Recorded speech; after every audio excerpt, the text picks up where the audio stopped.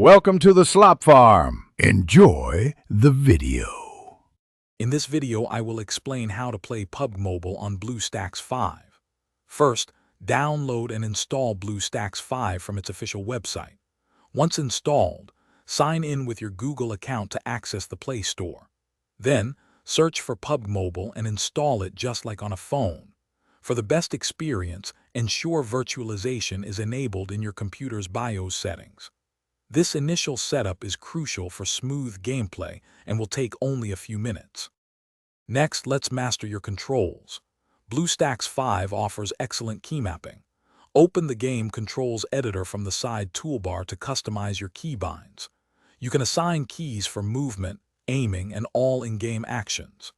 The aim, pan, and shoot control, often activated with the F1 key, provides precise mouse aiming.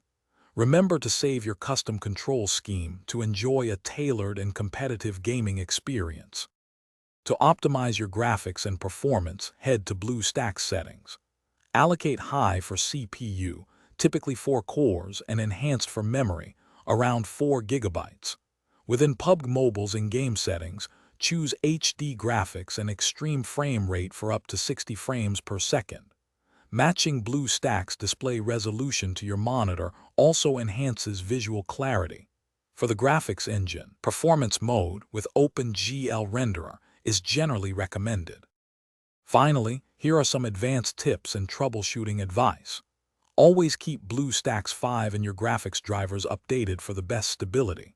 If smart controls stop working after a game update, switch to the standard control scheme. For persistent issues, try clearing the game's cache or reinstalling PUBG Mobile. Remember, a PC with at least 8 GB of RAM and a capable processor will provide a superior and lag-free gaming experience. Thanks for watching.